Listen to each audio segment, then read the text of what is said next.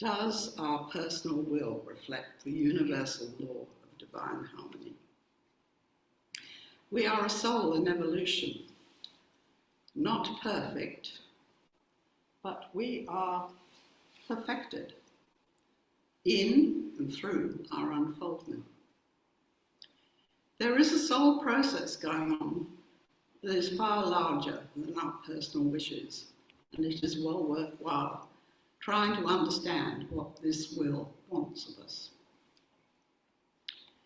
Now, according to Charles Fillmore's revealing word, will is the executive faculty of the mind because it activates and moves all the other mental faculties, the 12 powers, that is, and determines the constructive direction of our focus.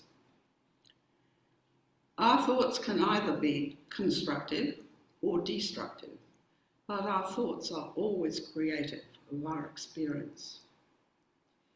We can easily observe that nothing much happens if we are weak-willed, because we may have difficulty making firm decisions, we may lack confidence, etc., etc.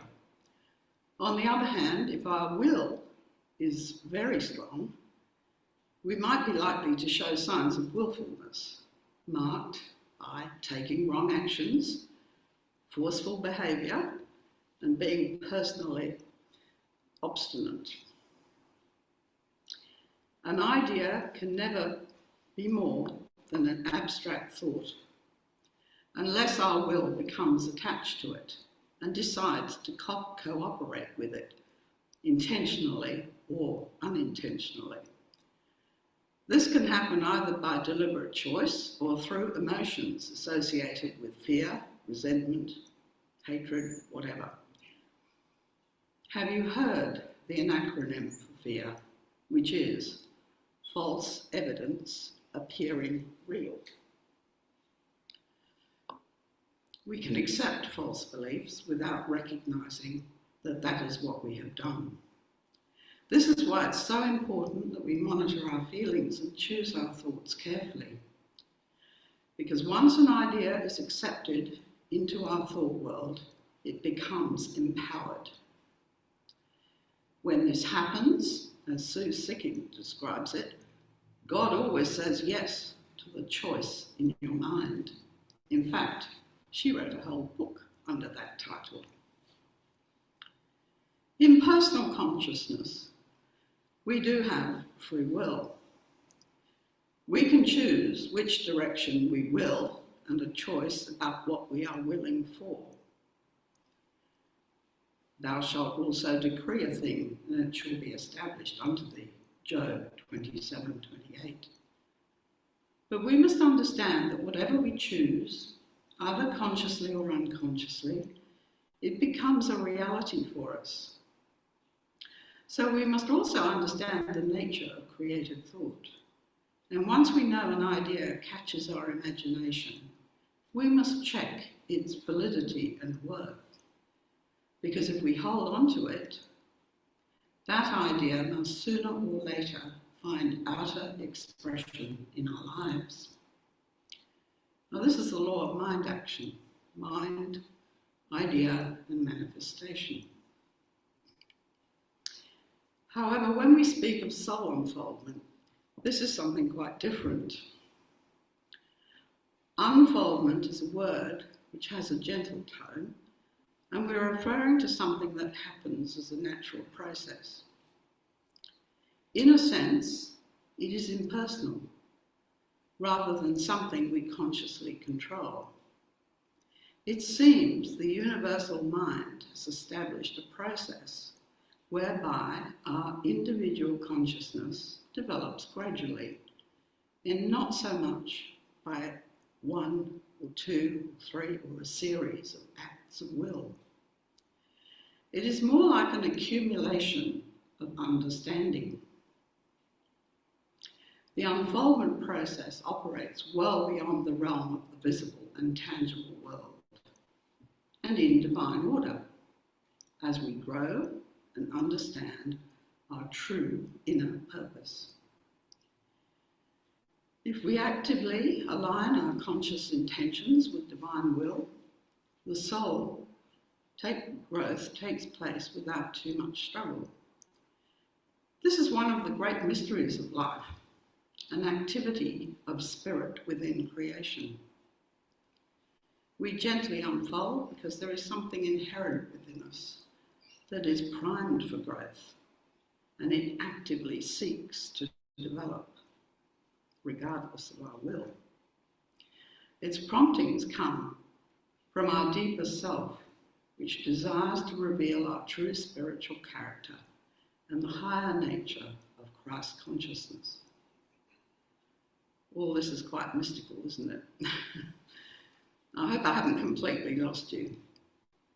But we come to understand these things over time, so there's no need to force anything. So to continue, in How to Use 12 Gifts from God, William Borch says, will is our ability to be willing towards God. To be willing towards God is a tacit agreement to act and move according to divine principle as we understand it. In effect, if will is the decision-making, directing, choosing, determining faculty, it gives us the capacity to say yes or no when we decide anything. We can choose how we respond to events, and we always have options and opportunities to choose to respond at any level. Will and understanding must work together to make wise choices, but the highest expression of human will is the willingness to choose and lead a life based on divine ideas, so that we consciously participate in manifesting spiritual consciousness on earth. Realizing our true spiritual nature is the only way we will ever be able to express the divine will, which is for peace and plenty. If we wish to bring peace, love and abundance into our personal lives, and by extension into the lives of all those around us, we must follow its lead. Love is the harmonizing force, but we must first understand what is required of us in self-mastery. No less than, not my will, but thy will be done, will serve for this purpose.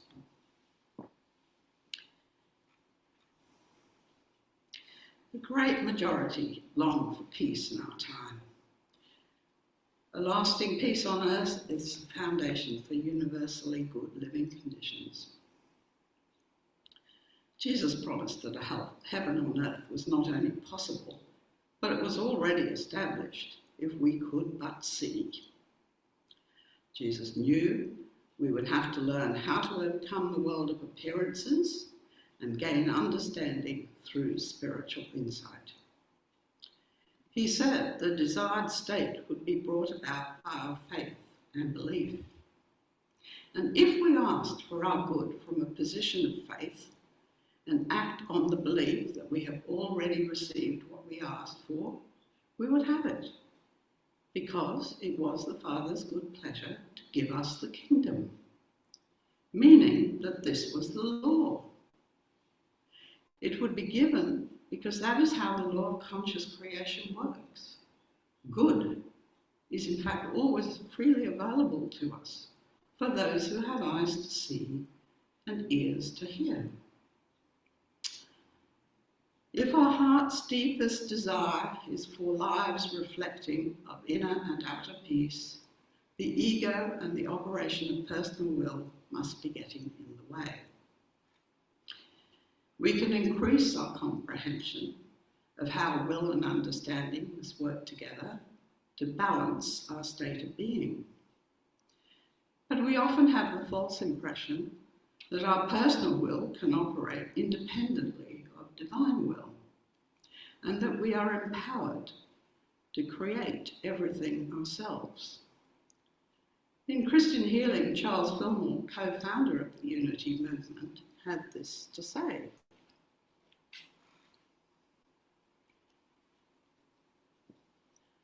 We talk about the faculties of man's mind as if they belong to the individual and had origin in him.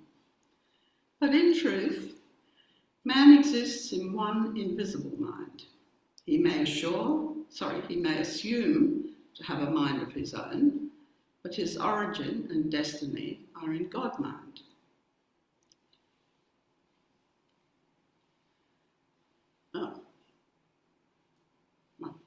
There is but one mind, and that mind cannot be separated or divided.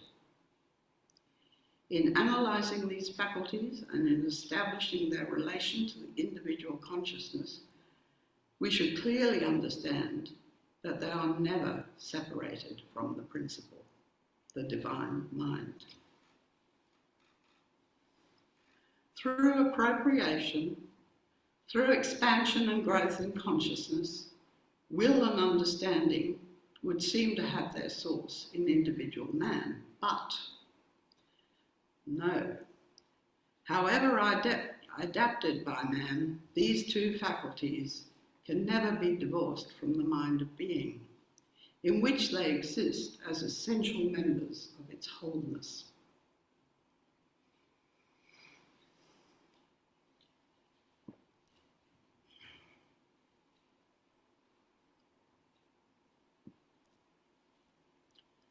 Today, we think we live in troubled times, but historically it must always have seemed so. We are often appalled by appearances and the sense of widening polarisation. Some people seem to have become cynically resigned to acts of hostility and bitter hatred that we are witnessing across the world. Some people believe sin and evil are an ongoing and inescapable reality of life that will always exist. But we do not believe this in Unity and New Thought. We champion the idea that consciousness has the power to change and influence attitudes and events through creative thought. We know that what is called evil or sin can be overcome. And for those that are new here, missing the mark is a phrase used in Unity which replaces the word sin. It is a term borrowed from archery that indicates an arrow has missed its target. Sin in Unity signifies error, not evil, because as we affirm, there is only one presence and one power, God the good, omnipotent. Unity sees the evidence of mass ignorance of truth and a lack of faith in spiritual principles that would unveil the good in the world. Even though error thinking emanates from widespread misunderstandings and false beliefs, and the willfulness of the ego mind, which brings such tragic results, false beliefs only represent a deviation from the divine will. They need not be permanent. False perceptions can be remedied by knowing the truth, leading to positive and constructive change. As Jesus said, knowing the truth shall set us free. And may it be so as we affirm the increasing light of consciousness. Honestly, we have clearly shown where there is much need for individual and collective work. And as we say in Unity, let peace begin with me. It is at the inner level that we must first act to understand and reduce conflict.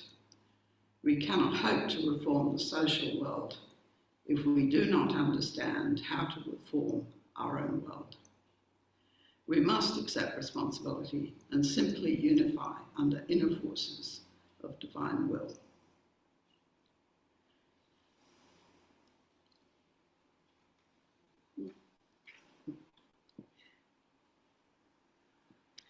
As Ellen Davenport says in the 5 principles, these 5 Unity principles would be useless if not practiced in the real world.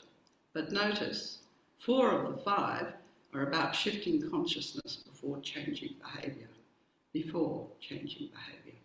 Even the 5th principle says, live the truth. The good news is that we cannot not live the truth. We are creating our experience with every thought and feeling, and that gives us the flexibility to create new conditions as our thoughts change. She said, we are in prayer without ceasing, communing with an exquisitely responsive universe of abundant good. And the goal is to live consciously in that awareness and take action as guided by our inner being, even knowing that we often express imperfectly. We must remember life is consciousness first. Living the truth is more about being than doing. It is how we show up for what we choose to do in whatever role we undertake. When we are living the truth, any action we take will be from a consciousness of spirit and oneness with ego in service to soul. So the question remains, are we taking this inner work of consciousness raising as seriously as it deserves? Well, I think we must get a lot better at handling conflict at every level. We know we are also a work in progress, but we don't yet understand ourselves sufficiently psychologically, let alone spiritually, to fulfill the divine will. Yet despite our obvious failings and disappointments when we know we could have done better, humanity is making some very slow progress towards individual and collective soul growth. It helps us to know that we have inadvertently created adverse conditions and that we are therefore not hopeless or helpless. We are not the innocent victims of external circumstance with a world that is cruel and hostile and out to get us. The truth is very much the opposite. Read books like Eric Butterworth's The Universe is Calling, or The Universe Has Your Back by Gabrielle Bernstein, if you want to get rid of any thoughts like this. When we renew our minds, William Walsh says, the facts adjust into the revelation that God wants only good for you.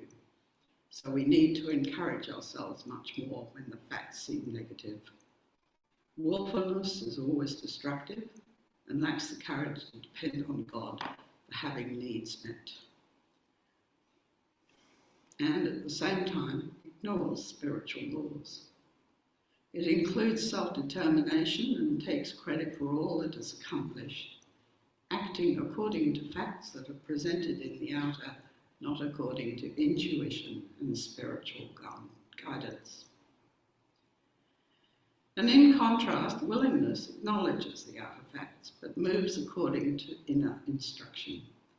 And it benefits from both directions because it recognises them as being one. Many Unity publications discuss this. One I really value is Gary Simmons's The Eye of the Storm, because it contains illuminating practical advice, specifically about dealing with conflict. It tells us that life is always for and not against us. It contends that no matter what we experience, the experience itself is valuable feedback. As William Walsh says, the only true relationship is based upon acceptance of the principle of wholeness, and this message is profoundly empowering. If we take responsibility for what we experience and do not blame others, we can use anything for our benefit and growth. We are shown what to do, and when we are disturbed by something seemingly outside ourselves, we can look within. It asserts we can move through our emotions and beyond trouble, learning how we can do this and putting that understanding into practice could be our very best service to the evolution of planetary consciousness. I could go on, but I think I'm going on a bit too long. So the question is, are we seriously willing for this expansion of our awareness to take place? And if not, we might ask ourselves, why would we want to resist? These are all personal questions we need to examine and answer truly for ourselves. They are for private meditation and contemplation. I have come to understand there's no sitting on the fence in these matters. If we are not actively for growth and consciousness, we're as good as against it. We are slowing humanity's progress down. But fortunately, life never allows us to rest for too long in any one state. It brings us enough experiences to make sure we do not stay stuck on a plateau. And as we navigate through one experience, another soon pops up to challenge and guide us to the next stage of learning. Our fears are only rooted in past issues, but they stop us from being fully authentic and present in the most pivotal moments of our lives and decision making. Our false beliefs and perceptions drive us apart and rob us of joy. In summary, the will is the great permission giver of our consciousness, and whatever we are willing for becomes the lens through which we look through and see life. If we choose to live in accord with spiritual principles and divine law, we will be guided and empowered for good in all our actions. So the choice is really quite simple. Let us put on a pair of spiritual sunglasses and cut down the glare of material appearances that often blind our vision. Oh, thank you. You did. You did. Oh, I wasn't sure. There we go. Well, that just shows you what happens in life too.